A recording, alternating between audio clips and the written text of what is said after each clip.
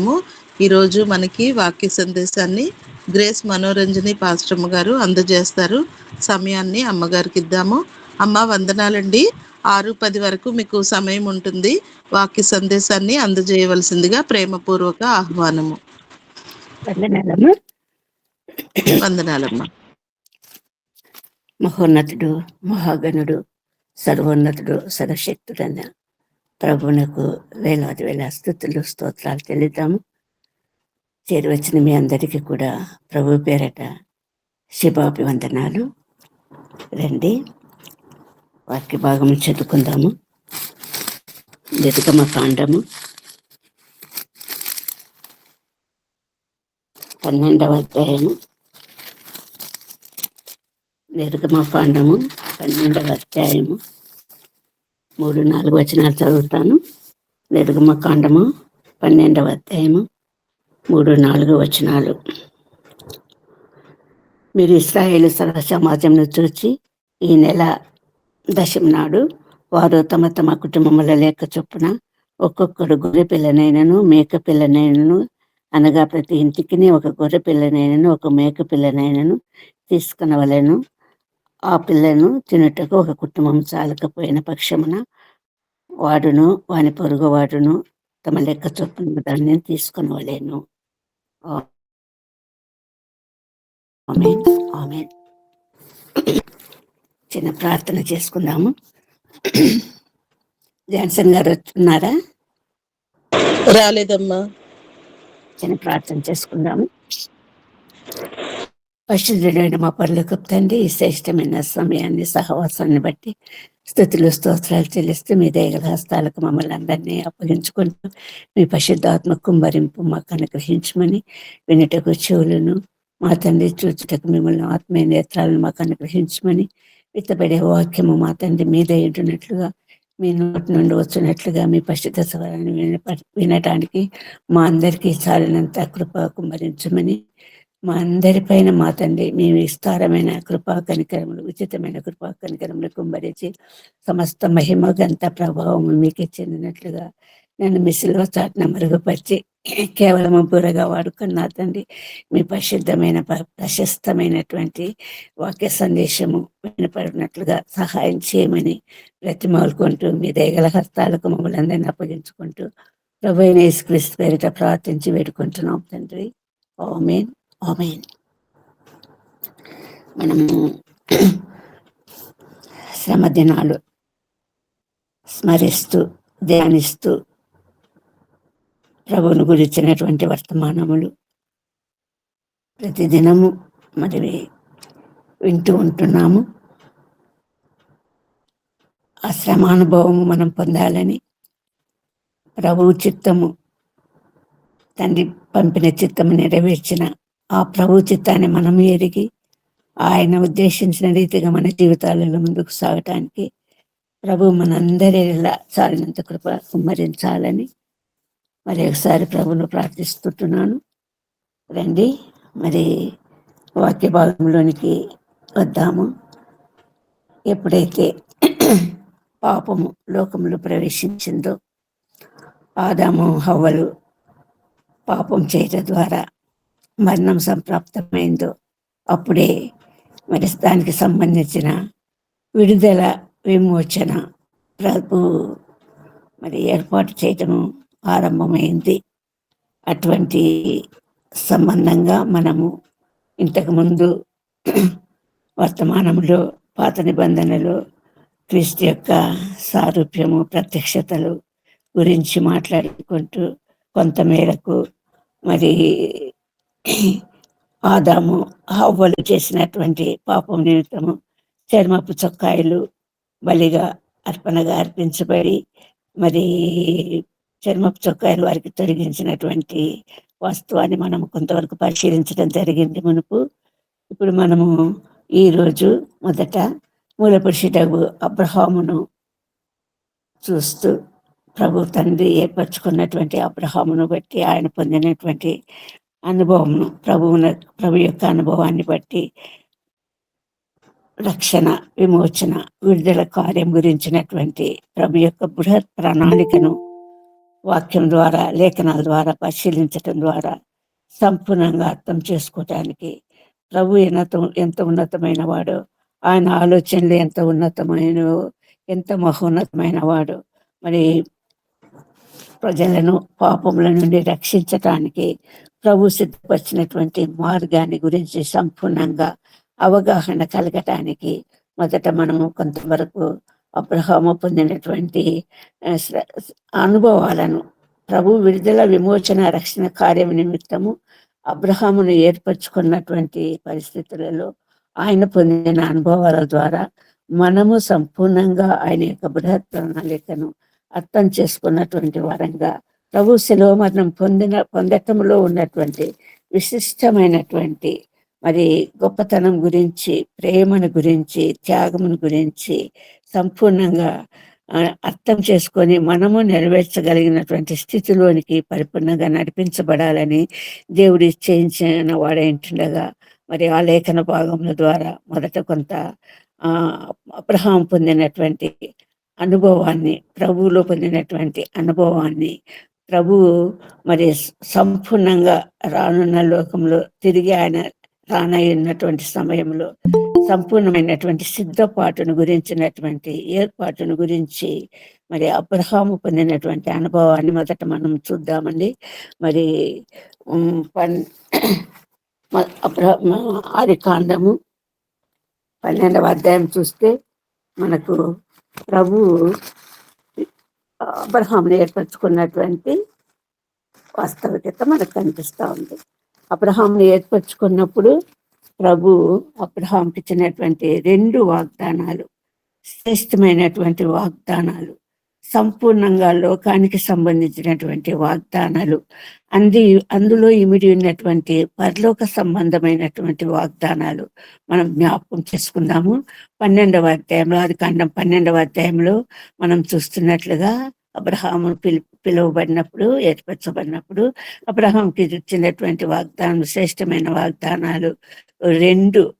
ఒకటి విస్తారమైనటువంటి ఇసుకరేణువులంత విస్తారము, ఆకాశ నక్షత్రంత విస్తారమైనటువంటి సంతానాన్ని నీకు ఇస్తానన్నది ఒకటైతే, రెండవది ఆ సంతానము, ఆ ఇవ్వబడినటువంటి ఆ సంతానము యొక్క ముఖ్య ఉద్దేశం ఏంటంటే ఆ సంతానం అంతా కూడా అబ్రహాముకి ఇవ్వబడినటువంటి సంతానం, లేకపోతే అబ్రహాం సంతానం అని ఎంచబడినటువంటి వారంతా కూడా నీతిమంతులైనటువంటి వారుగా ప్రభు యొక్క పరలోక రాజ్యములో గొప్ప సైన్య సమూహంగా ఆ గొర్రె పిల్లను ఎల్లప్పుడూ స్తుతించి మహిమపరిచి ఆరాధించే సైన్యంగా ఉండటానికి నాందిగా మరి ఇక్కడ ప్రభు అబ్రహాంతో నీకు ఇస్కరేణు విస్తారమైన సంతానం ఇస్తానని మొదటిదిగా చెప్తుంటున్నాడు.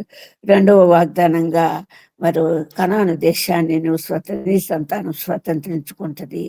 ఈ లోక సంబంధమైనటువంటి కనానును పరలోక కణానుగా మార్చడానికి ప్రభు నిశ్చయించుకున్న వాడైనటువంటి వాడై ఆ రీతిగా ఈ లోక కణానును నీ సంతతికి స్వాధీనం చేస్తానని, స్వాస్థంగా ఇస్తానన్నటువంటి ఆ కణాను పరమ కణానుగా మార్చడానికి ప్రభు ఇచ్చేయించినటువంటి వాడై ఏర్పడినటువంటి భౌతిక అంశంగా మనకు కనిపిస్తూ ఉన్నప్పటికీ ఆత్మీయ సంబంధమైనటువంటి అనేక అంశములు అందులో ఇముడ్చబడినటువంటి వాస్తవికత మనం చూస్తుంటున్నాము.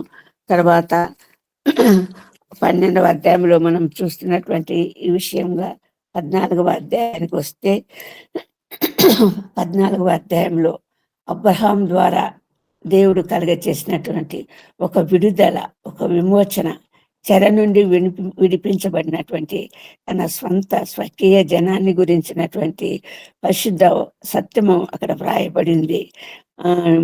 అబ్రహాం యొక్క రక్త సంబంధి అయినటువంటి లోతు 4 రాజులు మరి దాన్ని ప్రకటించి చెరగా పట్టుకున్న సందర్భంగా లోతు కుటుంబం అంతా కూడా భార్య బిడ్డలు ఆస్తులతో సహా పట్టబడినటువంటి ఈ, విషయం తెలుసుకున్నటువంటి అబ్రహాము తన ఇంట ఏర్పరచుకున్నటువంటి తన సేవకులను తీసుకొని సైన్యంగా వారి మీదకి యుద్ధానికి వెళ్ళి వారిని విడిపించి రక్షించి విమోచన కలిగచేసి మరి తిరిగి తెచ్చుకున్నటువంటి విషయం అక్కడ కనిపింపచేస్తుంటున్నాడు.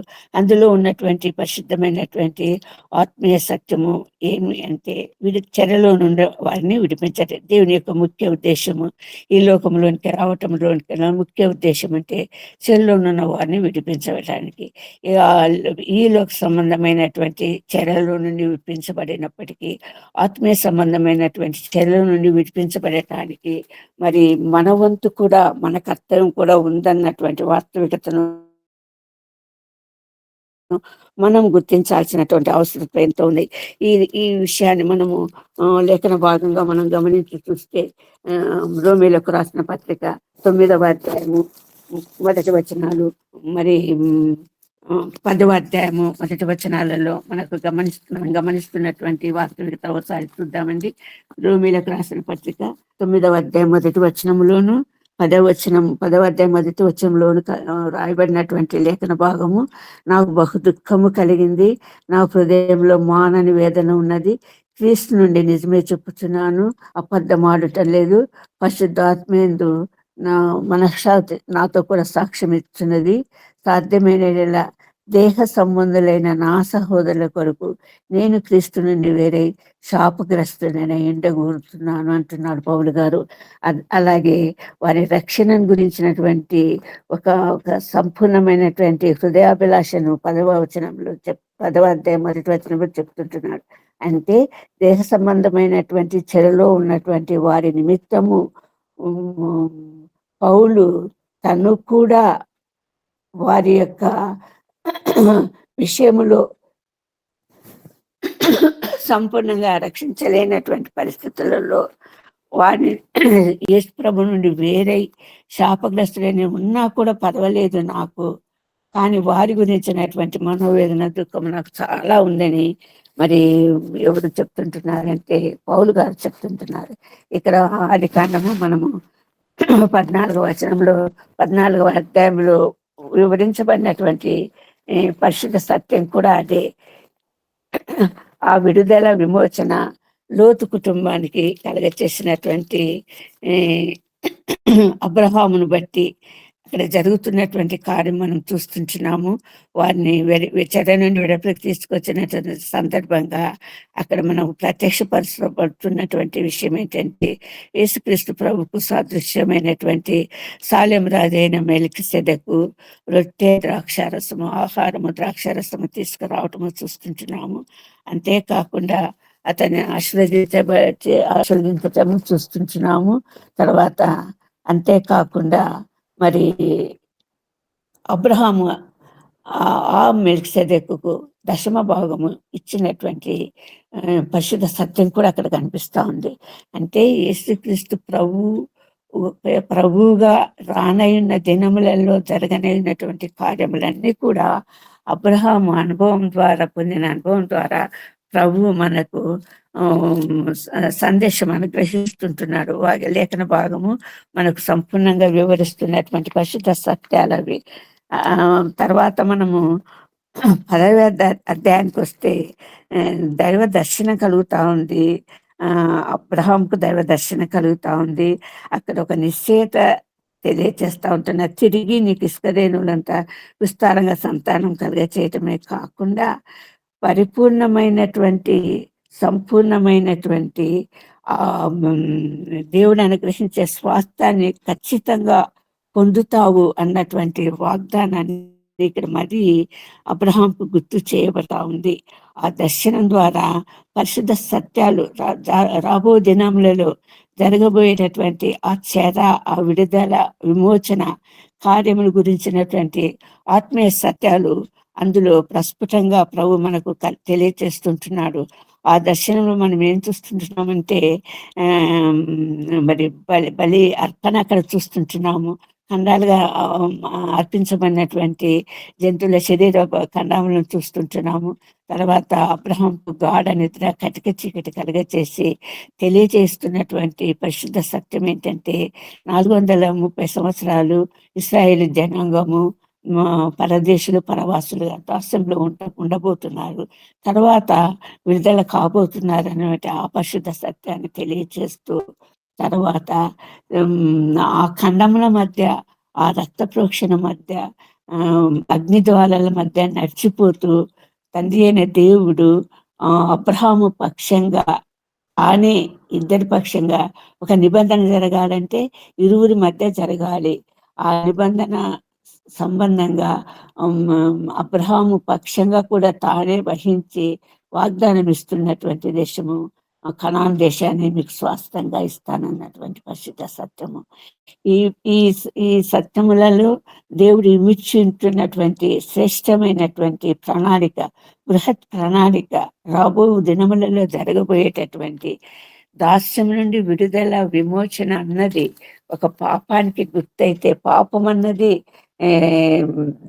దాస్యానికి లోను పరిచేటటువంటి అపవాదికి దాసులుగా, అది ఎటువంటి ఏ స్థితిలోనైనా అపవాదికి దాసులుగా కాబడే స్థితిలో మరి జనాలు నడిపించబడినప్పుడు, దాని వశం చేయబడినప్పుడు ప్రభువైన యేసుక్రీస్తు కలుగచేసే రక్షణను గురించినటువంటి వర్తమానము, అందుకు విడిపించబడి శ్రేష్టమైనటువంటి ఇశ్రాయేలీలు ఐగుప్తీయుల సంపదతోటి ఆ దేశాన్ని విడిచిపెడతారు, తర్వాత కనానుకు చేరుతారు, నేను ఇస్తాను అన్నటువంటి వాస్తవికతలో రేపు జరగబోయేటటువంటి ప్రభువు యొక్క ఏర్పరచబడినటువంటి పరలోక రాజ్యము సంపూర్ణ స్వాస్థ్యంగా అనుగ్రహించబడటానికి ఈ విడుదల, ఆ శాపం నుండి విడుదల పొందుతారు అన్నటువంటి పరిశుద్ధ సత్యాన్ని అబ్రహాముకు కలిగినటువంటి దర్శనం ద్వారా ఇవ్వబడుతున్నటువంటి శ్రేష్టమైనటువంటి పరిశుద్ధమైనటువంటి సందేశం ఉంటున్నది. ఇక్కడ ముఖ్యంగా విడుదల ఒకటి, కనాను స్వాస్థ్యంగా పొందటం ఒకటి, ఆత్మీయ సంబంధంగా పాపం నుండి విడుదల ఒకటి, ఆత్మీయ సంబంధంగా పరలోక రాజ్యాన్ని స్వతంత్రించుకోవటం ఒకటి. అది రక్తం వలనైనటువంటి ఒక నిబంధనగా మరి అక్కడ ఖండాల మధ్య ప్రభు చేస్తున్నటువంటి నిబంధన ఏంటున్నది. మరి మనము తర్వాత 18వ అధ్యాయానికి వస్తే, అదే ఆది కాండము మనం చూస్తున్నది, ఆది కాండం గురించి మాత్రమే చూస్తుంటున్నాము. ఆది కాండంలో 18వ అధ్యాయానికి వస్తే అక్కడ మనకు అబ్రహాముకు గుడార ద్వారం వద్ద కాచుకొని అబ్రహాముకు ముగ్గురు, అందులో యెహోవా అని వ్రాయబడింది. యెహోవా అక్కడ దర్శించినటువంటి విషయము మనకు కనిపిస్తా ఉంది. అక్కడ ప్రత్యేకంగా ఒక విందు, అబ్రహాము ఇచ్చినటువంటి పస్కాను పోలినటువంటి ఒక విందు అక్కడ కనిపిస్తా ఉంది. ఆ విందులో ఆ ముగ్గురు వ్యక్తులకు తండ్రి, కుమార, పరిశుద్ధాత్మ దేవునిగా మనము చూస్తే ఆ వారికి ఇస్తున్నటువంటి విందు పస్కా విందునటువంటి పోలినటువంటి విందుగా మరి అప్పటికప్పుడు వారి ముగ్గురిని ప్రార్థించి వేడుకొని ఇచ్చే ఆతిథ్యం స్వీకరించండి అని అబ్రహాము వారిని ఒప్పించి వారికి ఇస్తున్నటువంటి విందు ఏంటంటే లేత దూడను అప్పటికప్పుడు వధించి మరి ఆహారం సిద్ధపరచడమే కాకుండా శారానికి ఆజ్ఞాపించి 3 మానికల మెత్తని పిండితో పులియని రొట్టెలు తయారు చేయమని, ఆ రొట్టెలు దూడ యొక్క వండినటువంటి దూడ పాలు వెన్నతోటి వారికి సంపూర్ణమైనటువంటి విందు ఇచ్చినట్లుగా మనం చూస్తుంటున్నాము. అబ్రహాము ఇచ్చినటువంటి ఆ విందుతో పాటు మరి అక్కడ వారు పొందినటువంటి అనుభవం ఏంటంటే సంపూర్ణంగా మేము వచ్చే సంవత్సరానికి వచ్చేటప్పటికి శారా కవులు నేను ఇచ్చినటువంటి వాగ్దానం ప్రకారము ఇస్సాక్ అనేవాడు పుడతాడన్నటువంటి ఆ నిర్ణయ కాలాన్ని తిరిగి వారు తెలియచేయటం మనం చూస్తుంటున్నాం ఆ వాక్య భాగంలో. అంతేకాకుండా మరి రాబో దినములలో జరగబోయేటటువంటి నిత్యాగ్ని దండనకు పాలు పడేటటువంటి, అంటే తీర్పు అనేది ఒకటి జరుగుతుందని, దానికి దృష్టాంతంగా సొదొమ గొమొర్రాల నాశనం గురించి అక్కడ ప్రస్తావించటము మనకు చూస్తుంటున్నాము. వాక్య లేఖన భాగంగా సొదొమ గుమ్మర అగ్నిగంధకాల చేత కాల్చబడటం చూస్తుంటున్నాము. అక్కడ జరిగిన సంభాషణ మనకందరికీ తెలుసు. అబ్రహాము మరి గోజాడి మరి సొదొమ గుమ్మరాను తన ఆప్తులను రక్షించుకోవటానికి గోజాడిన వైనం కూడా మనకు తెలుసు. విడుదల విమోచన అన్నది మరి అగ్ని నిత్యాగ్ని దండనకు గురి కాకుండా ప్రభువు కలుగచేసే ఆ విమోచన విడుదలలో మనము సంపూర్ణంగా ఆయన కృపనొందిన వారంగా ఉండటానికి ప్రభువు నిశ్చయించుంటుండగా మనము మార్గము ఎప్పుడు కూడా మనము నడిచే మార్గము సరైన మార్గంగా ఉండనప్పుడు పొందబోయేటటువంటి ఒక గొప్ప కీడును గురించినటువంటి వాస్తవికత మనకి ఇక్కడ తెలియచేయబడతా ఉంది. ఇప్పుడు మనం చదివినటువంటి వాక్య భాగానికి వద్దామండి. వాక్య భాగంలో మనం ఏం చూస్తుంటున్నాము? నిర్గమ కాండము 12వ అధ్యాయంలో చూస్తుంటున్నాము. అక్కడ మోషే అహరోనులకు సెలవీయబడుతున్నటువంటి విషయం ఏంటంటే పస్కా ఆచరించబడాలి అని. పస్కా బలి పశువుగా మరి ఒక గొర్రె పిల్ల, మరి ఒక ఏడాది నిర్దోషమైన గొర్రె పిల్ల కానీ, ఏడాది నిర్దోషమైన మేక పిల్ల కానీ, కుటుంబము చొప్పున ఒక్కొక్క కుటుంబానికి అది ఎక్కువయ్యేటటువంటి సందర్భంలో వారి ఆప్తులకు అది వధ అనేది జరగాలి. ఎందుకు జరగాలి? ఎందుకు అది నిర్దేశించుంటున్నాడు అంటే, మరి అక్కడ అబ్రహాంకు కనపరిచినటువంటి ఆ బానిసత్వం గురించినటువంటి, లేకపోతే దాసత్వం గురించినటువంటి మగ్గినటువంటి ఇశ్రాయేలు జనాంగము పరో చేతి కింద నలుగుతూ దాన్ని తట్టుకోలేనటువంటి స్థితిలో మొరపెట్టినటువంటి సందర్భంగా మోషేను ఏర్పరచుకొని వారికి విడుదల విమోచన కలగచేయాలని, ఐగుప్తు దేశపు బానిసత్వం నుండి వారు స్వతంత్ర దేశమైనటువంటి ఇవ్వబోయేటటువంటి స్వాస్థ్యంగా ఇవ్వబోయేటటువంటి కనానుకు నడిపించబడాలని అక్కడ అబ్రహాంకు వాగ్దానం ఇచ్చినటువంటి ఆ సంతానానికి ఇస్తానన్నటువంటి ఆ స్వాస్థ్యం వారు పొందటానికి మరి ప్రభు ఏర్పరచుకున్నటువంటి మోషేని మనం చూస్తుంటున్నాము.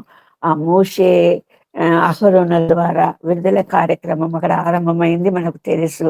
మరో హృదయం కఠినపరచబడటము, తెగుళ్ళ చేత బాధించబడటము మనకు తెలుసు.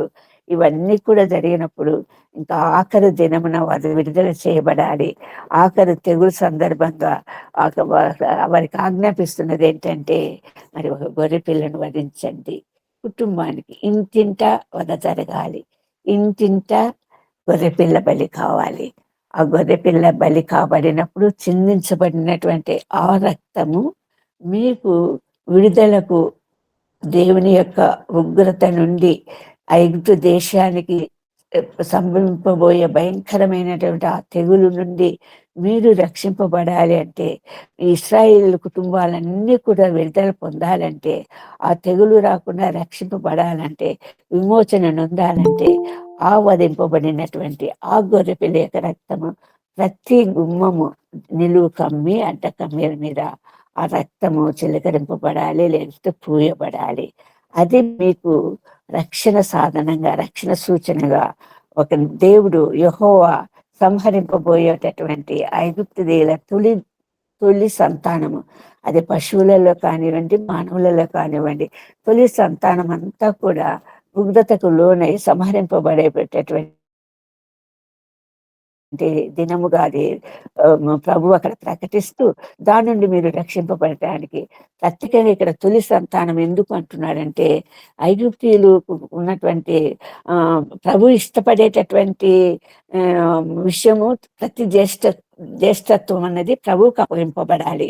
జ్యేష్ఠ కుమారుడు ప్రభు కోసం నిర్ణయింపబడాలి. ఈ ఐగుప్తీయులంతా కూడా జ్యేష్ఠత్వం కలిగినటువంటి వారిని విగ్రహాలకు అర్పితం చేస్తున్నటువంటి సందర్భము సంపూర్ణంగా అది నాశనం కావాలి. ప్రతి జ్యేష్ఠత్వపు హక్కును పొందినటువంటి ప్రతిదీ ప్రభువుకు అర్పణగా అర్పింపబడాలి.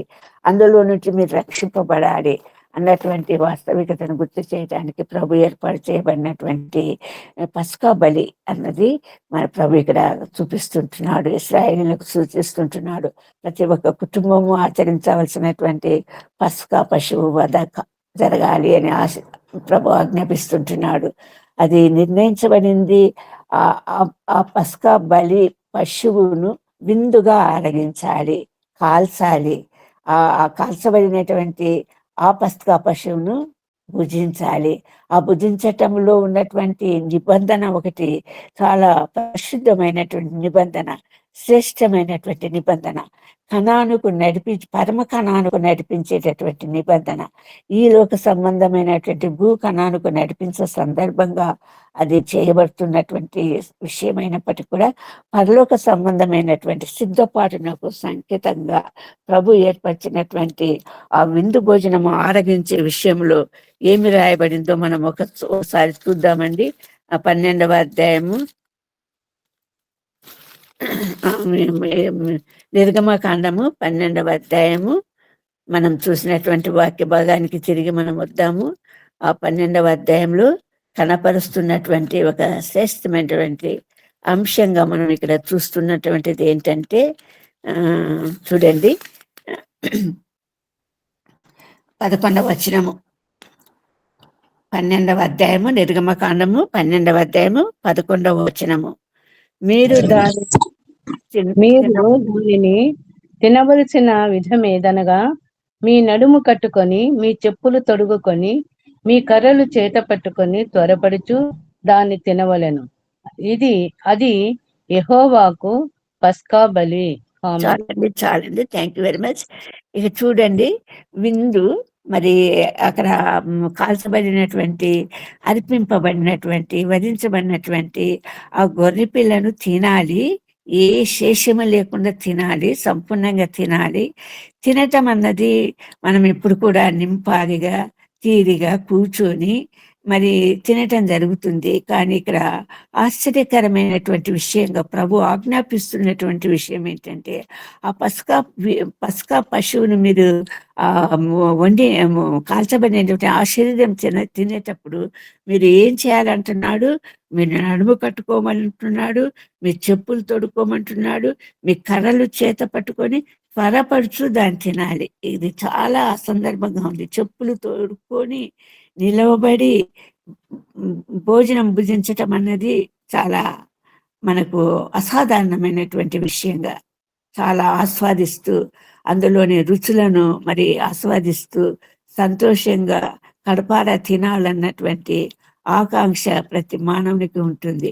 కానీ ప్రభు సంబంధంగా, ఆత్మీయ సంబంధంగా ఎప్పుడు కూడా ఆ సిద్ధపాటు అన్నది మరి సంపూర్ణమైనటువంటి సిద్ధపాటుగా, ఈ లోక సంబంధమైనటువంటి సిద్ధపాటు కాదు అన్నటువంటి పరిశుద్ధ సత్యాన్ని ఇక్కడ బయలుపరుస్తూ ఎలా తినమని చెప్తున్నాడు, తినవలసిన విధానం ఏమని చెప్తున్నాడంటే, మీ నడుము కట్టుకొని. నడుములు ఎప్పుడు కట్టుకుంటాము? ఒక కార్యాన్ని పరిపూర్ణంగా నెరవేర్చడానికి పూనుకున్నప్పుడు మాత్రమే మనం నడుము కట్టుకోవటం జరుగుతుంది. ఆ నడుము కట్టుకున్నప్పుడు ఆ బలము వస్తుంది. నడుము బలముతో నింపబడినప్పుడు శక్తివంతమైనటువంటి కార్యం కూడా, చేయలేనటువంటి కార్యం కూడా సునాయాసంగా మనం చేయగలిగినటువంటి బలవంతులం అవుతాము. అనుకొని ప్రభు ఇక్కడ వారికి ఆజ్ఞాపిస్తుంటున్నాడంటే, మీ నడుము కట్టుకొని అంటున్నాడు. ఈ నడుము కట్టుకొని అన్నటువంటి విషయంగా దేవుని వాక్యము సెలవిస్తున్నటువంటి విషయంగా మనం ఏం చూస్తున్నామంటే, లూకాసు వార్తలో కనిపిస్తున్నటువంటి విషయం ఏంటంటే, లూకాసు వార్త 12వ అధ్యాయం 35వ వచనంలో, మీ నడుములు కట్టుకొని ఉండడి, మీ దీపములు వెలుగుచుండని ఊడి అంటున్నాడు ప్రభు. ఏం సెలవిస్తుంటున్నాడు? మీ నడుములు కట్టుకొని ఉండుడి, మీ దీపములు వెలుగుచుండని ఊడి. మరి ఒకసారి మనము బుద్ధి గల కన్యకలు బుద్ధి లేని కన్యకలను జ్ఞాపకం చేసుకుంటే, ఆ దీపాలు వెలుగుచుండే దీపాలు కలిగినటువంటి 5 మంది బుద్ధిగల కన్యకలు వారి దీపాలు వెలుగుచుండనివ్వటానికి సిద్ధపడినటువంటి స్థితిలో ఉన్నటువంటి వారికి మాత్రమే తలుపు తెరవబడింది, లోపలికి ప్రవేశం జరిగింది. అట్టి సిద్ధపాటు కలిగి ఉండటానికి ఇక్కడ ప్రభు వారికి సెలవిస్తుంటున్నాడు. మీ నడుములు కట్టుకుని ఉండండి. ఎప్పుడు కూడా ఈ లోక సంబంధమైన వ్యాపారాలలో ఆనాడు ప్రభు ఏర్పరిచినటువంటి సంపూర్ణమైనటువంటి జీవితాన్ని ఇచ్చినప్పుడు నోవహు కాలంలో జ్ఞాపకం చేసుకుంటే, వారు దినమంతా కూడా తినుచు, త్రాగుచు, పెళ్ళికి ఇవ్వబడుచు, ఇల్లు కట్టుకొనుచు, సంపూర్ణమైనటువంటి ఈ లోక సంబంధమైనటువంటి జీవితంలో మునిగి ఉన్నటువంటి కారణంగా జలప్రలయం రప్పించి నాశనం చేసినటువంటి ప్రభువును మనం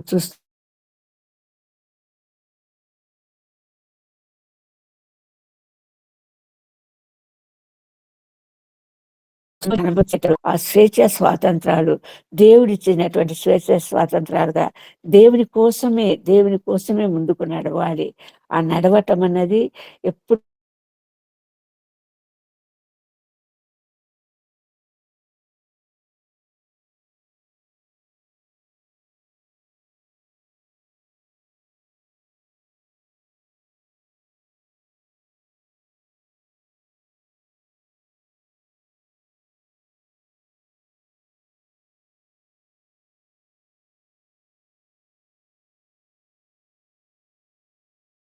కూడా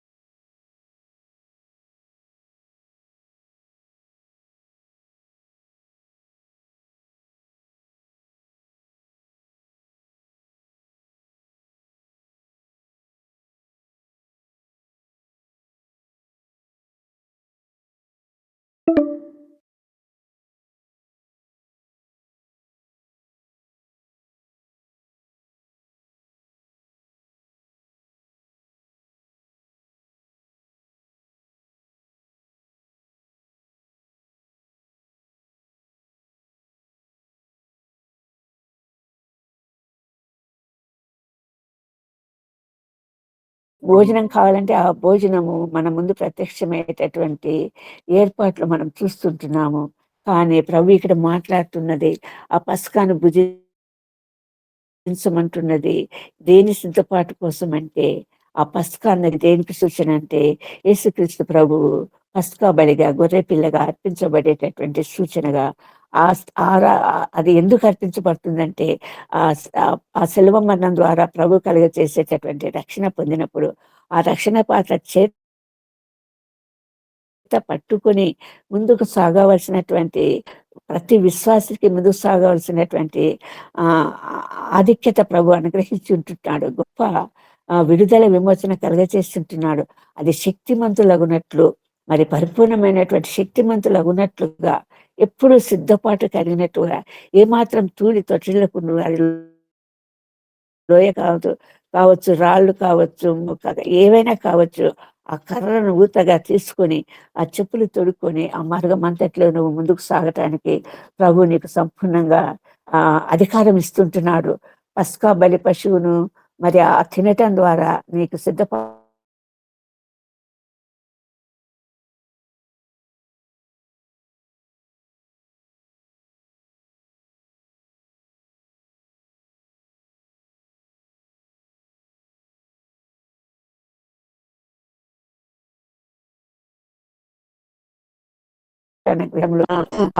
లేకుండా పాప క్షమాపణ కలగదు, విడుదల కలగదు. కాబట్టి అక్కడ ఆ గొర్రె పిల్లను వధింపబడటము జరిగినటువంటి సందర్భంగా చూస్తుంటున్నాము. మరి అటువంటి స్థితిని ప్రభు మనకు సంపూర్ణంగా అనుగ్రహించి ఉంటుండగా అది కొత్త నిబంధన రక్త సంబంధమైనటువంటి రక్త నిబంధనగా కొత్త నిబంధనగా ప్రభు బలిగా అర్పించబడక ముందు శిష్యులకు నా కొత్త రక్త సంబంధమైనటువంటి కొత్త నిబంధన అంటూ మరి వారితో ఉడంబడిక చేసుకొని రొట్టెను ద్రాక్ష రసాన్ని తన శరీరానికి సంబంధంగా రొట్టెను తను చిందించబోయే రక్తానికి సంబంధంగా ద్రాక్షారసాన్ని ఆ పులియని రొట్టెల పండుగ, ఆ పస్కా పండుగ రోజు వారికి ఇచ్చినటువంటి సందర్భం మనం చూస్తుంటున్నాము. ప్రభువు అప్పగింపబడింది కూడా పస్కా పండుగ రోజునే. ప్రభువు బలిగా అప్పగింపబడింది ఆ పస్కా పండుగ రోజునే. ఆ పస్కా పశువు ఎవరు అంటే పాత నిబంధనలో ఒక గొర్రెపిల్ల, క్రొత్త నిబంధనలు యేసుక్రీస్తు అనే గొర్రెపిల్ల, లోక పాపములు మోసుకుపడిపోయేటటువంటి గొర్రెపిల్ల, క్రొత్త నిబంధన సూచకమైనటువంటి గొర్రెపిల్లగా మనము చూస్తుంటున్నాము. మన ఈ సందర్భంగా మనము జ్ఞాపకం చేసుకోవాల్సింది ఏంటంటే, ఆ ఇంటింట వధింపబడేటటువంటి ఆ గొర్రెపిల్ల ప్రతి భుజించినటువంటి ప్రతి ఒక్కరు కూడా ఆ గొర్రెపిల్ల కావాలి. ఆ గొర్రెపిల్ల కావాలి. ఆ గొర్రెపిల్ల పొందినటువంటి ఆ శిలువానుభవము పొందాలి. శ్రేష్టమైనటువంటి అనుభవంలోనికి నడిపించబడాలి. ప్రభు ఎలాగ శిలువలో మరి బాధ పొందాడో ఆ శిలువ శ్రమానుభవము ప్రతి వ్యక్తి కూడా పొందాలి అన్నటువంటి ఉద్దేశంతో ప్రభువు అక్కడ పస్కా బలిని సూచనగా, సాదృశ్యంగా, తను పొందబోయేటటువంటి శిలువ మరణానికి సాదృశ్యంగా ఇక్కడ పస్కా ఏర్పాటును సూచించాడు. మోషేకు, అహరోనులకు అది ఆచరించే విధానం కూడా సూచించాడు. కాబట్టి ఆ పస్కాను దృష్టిలో ఉంచుకొని ఈ రోజు మనం అనుభవించేటటువంటి ఈ రక్షణ, యేసుక్రీస్తు ప్రభువు శిలువ మరణం ద్వారా పొందబడినటువంటి ఈ రక్షణను మనము సంపూర్ణంగా కొనసాగించటానికి, పదిలంగా భద్రపరచుకోవటానికి, కాపాడుకోవటానికి కాకుండా ఆ రక్షణ పాత్రను చేత పట్టుకొని అనేకులకు రక్షణ మార్గం చూపించటానికి ఆ సిద్ధ మనసు అనే జోడు తొడుక్కొని మరి చేత కర్రను పట్టుకొని నిర్గమకాండంలో ప్రభు సూచించిన రీతిగా జీవిత యాత్రలో ముందుకు సాగాలి అన్నటువంటి అనుభవం పొందాలన్నటువంటి గొప్ప చిత్తాన్ని ప్రభు ఇక్కడ మనకు కనపరుస్తుంటున్నాడు.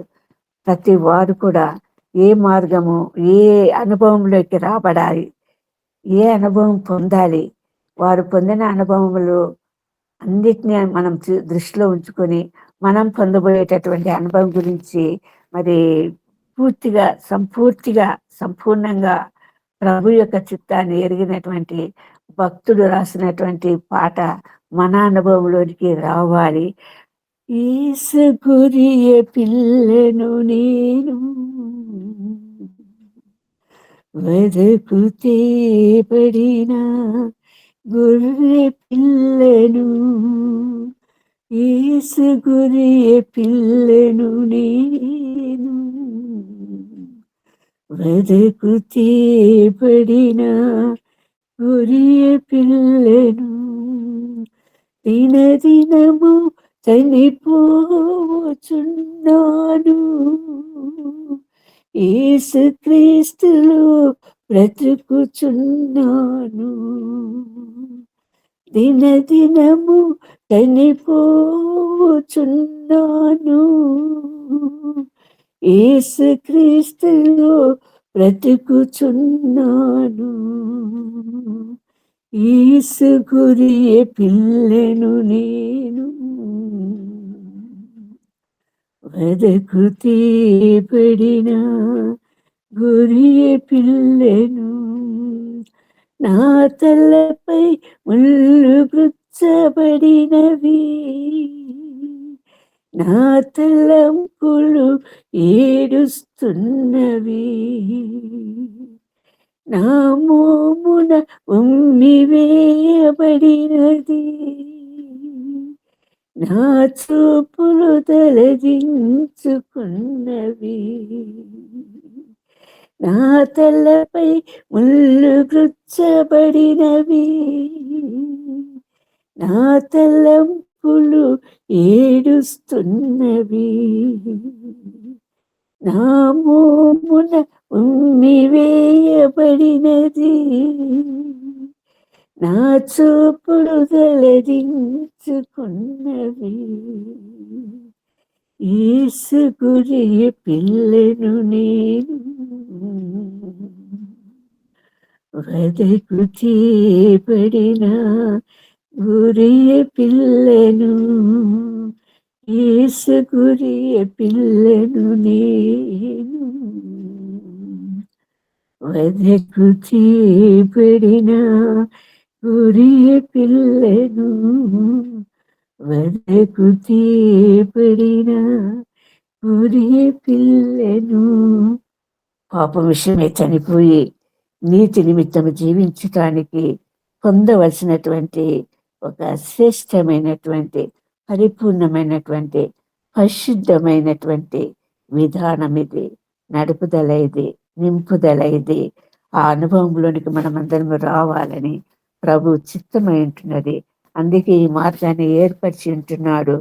సంపూర్ణంగా ఆ చిత్తాన్ని గ్రహించినటువంటి వారంగా మరి మన జీవితాలలో ముందుకు సాగాలన్నది ప్రభు యొక్క ఇచ్చే ఉంటున్నది, కోరిక ఉంటున్నది.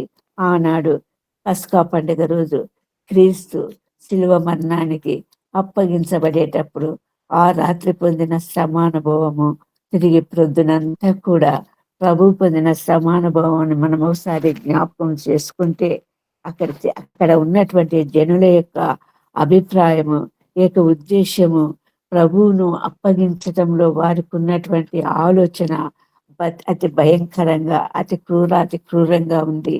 ఆయన యందు ఏ దోషం లేదు అని గుర్తించినప్పుడు పిలాతు వారికి అప్పగించేటప్పుడు మరి పస్కా పండుగ రోజు ఒకరిని విడుదల చేయటం మన ఆనవాయితీ కదా.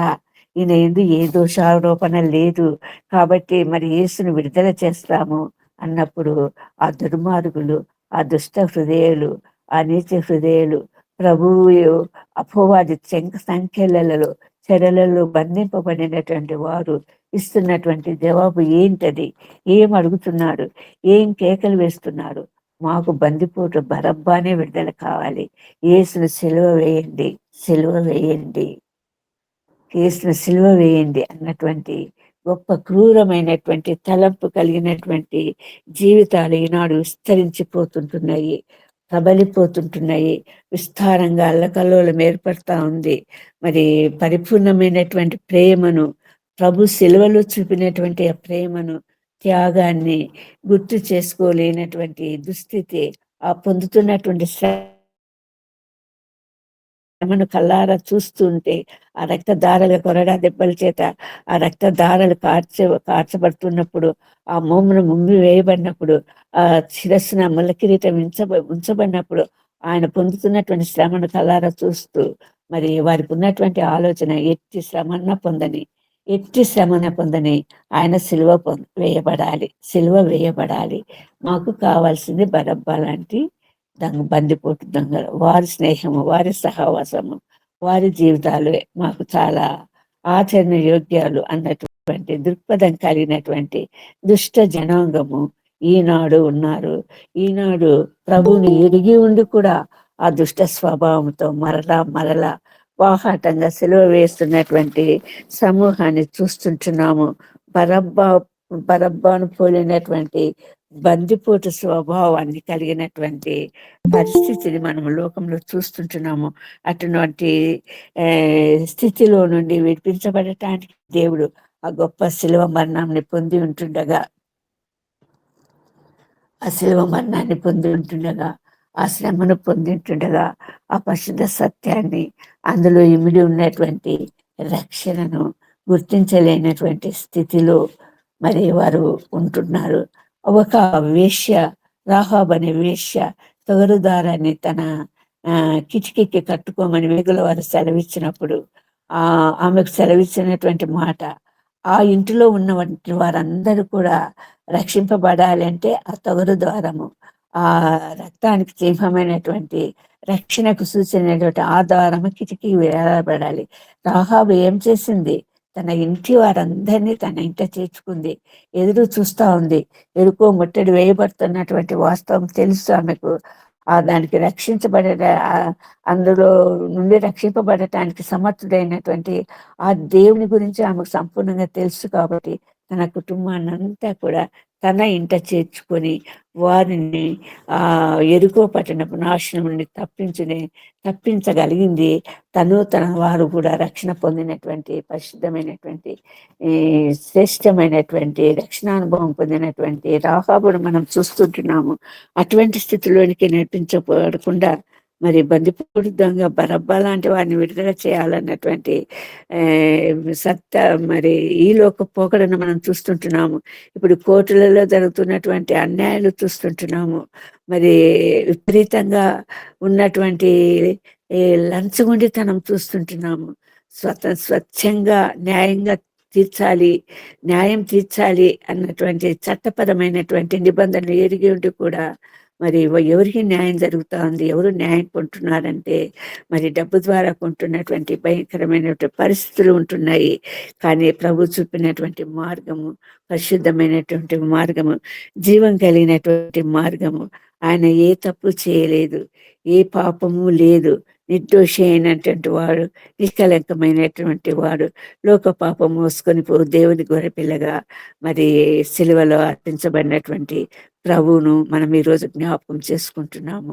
ఆ శ్రమానుభవం పొందినటువంటి వారంగా మన జీవితాలలో ముందుకు సాగాలని ప్రభు చేయించుండగా అటువంటి శ్రమానుభవము కలిగినటువంటి మనము కూడా యేసు గొర్రె పిల్లను నేను మరి వదకు తేయబడిన గొర్రె పిల్లను అన్నటువంటి పరిపూర్ణమైనటువంటి పరిశుద్ధమైనటువంటి ప్రభు చిత్తాన్ని ఎరిగినటువంటి వారంగా మన జీవితాలలో ముందుకు సాగాలని ఏర్పరచబడినటువంటి ఆ మార్గములో ఇటు ఉన్నట్టు చూడక సరిగా ముందుగా, ఎందుకంటే ఆయన మన పాపములు మన అపరాధ బలిగా ఆయన అర్పింపబడినాడు. మరి మీరు ఇంటికి వెళ్ళాక చదవండి ఒకసారి, మీకు తెలియదని కాదు కానీ మరి ఒకసారి జ్ఞాపకం చేసుకుందాము. 53 యెషయా 53 గ్రంథంలో మరి ప్రభు యొక్క గొప్పతనము శ్రేష్టత్వమైనటువంటి స్థితిని, మరి ఎందుకు ఆయన సిలువలో వేయబడినాడు అన్నటువంటి స్థితిని సంపూర్ణంగా అక్కడ కనపరిచినటువంటి స్థితిని మనం చూస్తుంటున్నాము. అట్టి ప్రభువును కలిగినటువంటి మనం ఎంత ధన్యులం కదా. అటువంటి ప్రభువును కలిగినటువంటి ప్రభువుని విశ్వాసం ఉంచినటువంటి మనం ధన్యులం కదా. ప్రభు ఏర్పరిచినటువంటి ఈ పస్కా వద మరి పరలోక రాజ్యానికి సంబంధించింది. ఆ పస్కా వద ఆ పస్కా బలి పశువు వద భూ సంబంధమైనటువంటి కణాను చేర్చడానికి, స్వాస్థంగా ఇవ్వడానికి ఏర్పరిచినటువంటి బలి అయి ఉంటుండగా క్రీస్తు అర్పించబడినటువంటి సిలువలో అర్పించబడినటువంటి ఈ బలియాగము పరలోక రాజ్యము పరమ కాణాను చేర్చడానికి బలియాగంగా కావించబడినటువంటి పరిశుద్ధ స్థితిని మనం గుర్తెరిగినటువంటి వారంగా మనకెంతో ధన్యత అనుగ్రహించాడు. ఇక్కడ చేరుతున్న వారందరూ కూడా దేవుని వాక్యాన్ని బోధించేవారు, దేవుని వాక్యం కలిగినటువంటి వారు, చేత పట్టుకునేటువంటి వారు. కానీ ఈ పరిస్థితులలో కూడా మనమంతా గుర్తుపెట్టుకోవాల్సినటువంటి విషయంగా ఈ లోక సంబంధమైనటువంటి విషయాలు కాకుండా ఆనాడు ప్రభు ఆ జనానికి ఆజ్ఞాపించినట్లుగా మరి ఎటువంటి స్థితిలో మన జీవితాలు ఉండాలి అంటే మరి కర్రను చేత పట్టుకొని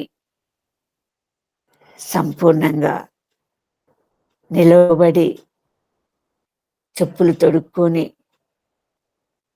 ఆ పస్కాను భుజించినటువంటి వారుగా, ఆ శక్తి పొందినటువంటి వారుగా, ఆ జీవితం పొందినటువంటి వారంగా, ఆ చైతన్యం పొందినటువంటి వారంగా, ఆ నూతన బలము, ఆ నూతన శక్తి, నూతన జీవము దినదినము అంతకంతకు ఆత్మలో వదిలే స్థితి, నింపుదల నడుపుదల స్థితితో మరి పరమ కాణాను చేరే వరకు జీవితయాత్ర సాగించాలన్నటువంటి శ్రేష్టమైనటువంటి దృక్పథాన్ని, చిత్తాన్ని ప్రభు మనం అందించుండగా అది అందులో విసుగగా అలియక సొలయక మనకు ఏర్పరచబడినటువంటి మార్గంలో మనమందరము ముందుకు సాగాలని ప్రభు చిత్తమై ఉంటుండగా అందుకు తగిన శక్తిని, బలాన్ని ప్రభు మనందరికీ అనుగ్రహించు కాక.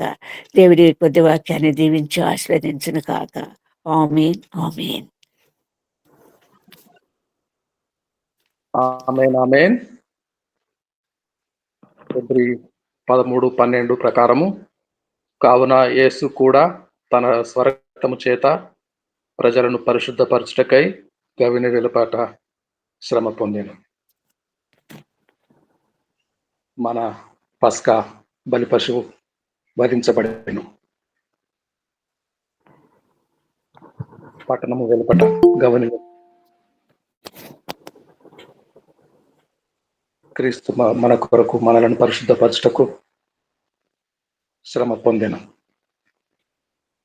ఆ క్రీస్తును చేరుటకై మనము నిలబడి నడుము కట్టుకొని చెప్పులు తొడుగుకొని చేతిలో కర్ర పట్టుకొని మన ఎదుట గొప్ప ప్రయాణం ఉన్నది.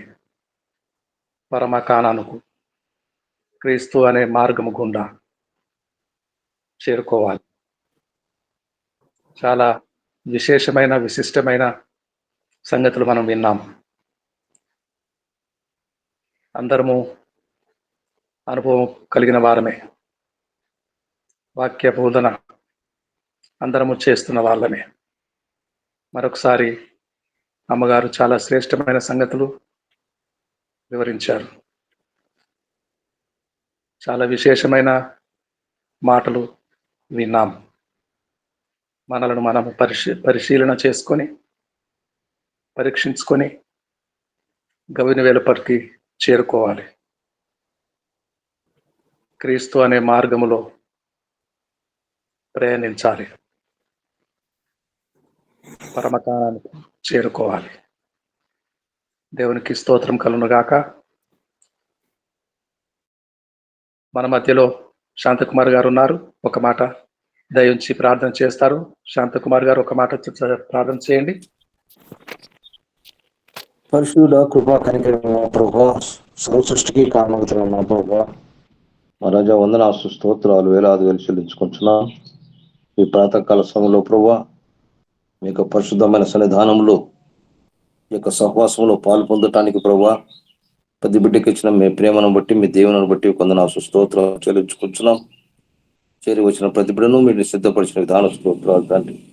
తండ్రి మీ దాసురాలు ప్రభా, చక్కటి వాక్య భాగాలు, లోతైనటువంటి ఆత్మీయ సత్యాలు ప్రభా ఆమెకు బయలుపరిచిన విధానం బట్టి స్తోత్రాలు చెల్లించుకుంటున్నాం. అవును ప్రభా, మీ రాజ్య వారసులో మీ పస్కా బలం పాలు పొందలపనంటే మా యొక్క జీవిత ప్రయాణంలో మా ప్రభావ నడవలసిన త్రోడ మాకు ఆత్మీయ రీతిగా వాక్యానుసారంగా మాకు బయలుపరిచిన విధాన స్తోత్రాలు.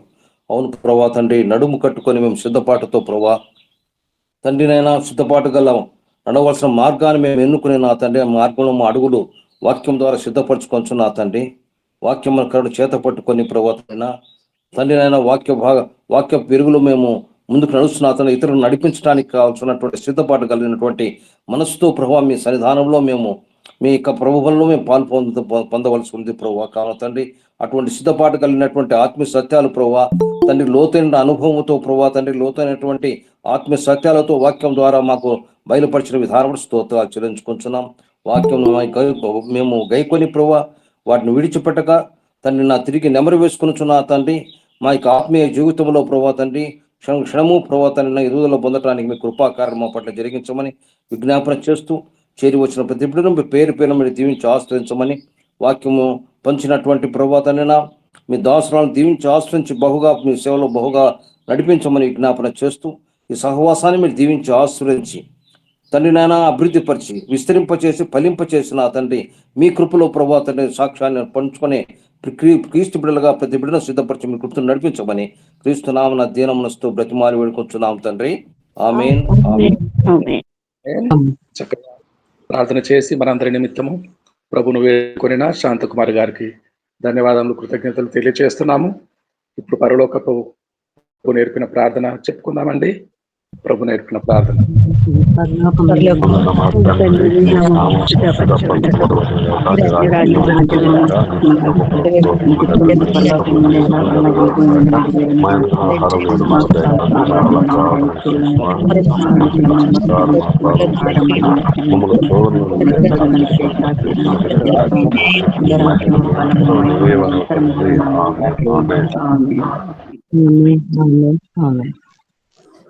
ఆమేన్. మన మధ్య అమ్మగారు చక్కని వాక్య పరిచర్య చేశారు. ఏ విధంగా సిద్ధపాటు కలిగి ఉండాలో, పరమకాణానికి ఏ విధంగా చేరుకోవాలో, యుద్ధాయుధములు ఎఫెసీ పత్రిక 6:11 నుండి 18 వరకు ఉన్న యుద్ధాయుధములు చేత పట్టుకొని ధైర్యంతో కూడిన నిరీక్షణ గలవారమై మనం ముందుంచబడిన యాత్ర చేరుటకై సిద్ధపడదాం. అమ్మగారు ఆశీర్వాదం విడుదల చేయండి. గ్రేస్ మనోరంజన్ అమ్మగారు. చేస్తానండి. మన తండ్రి అయిన దేవుని ప్రేమ, ప్రభువైన యేసుక్రీస్తు కృప, పరిశుద్ధాత్మ కన్య సహవాసం ఇప్పుడు ఎల్లప్పుడూ సదాకాలం ఈ మీట్లో చేరిన వారందరికీ, వారి కుటుంబాలకు, రాలేకపోయినటువంటి వారికి, వారి కుటుంబాలకు, సకల పరిశుద్ధులకు తోడైండును కాక. ఆమేన్.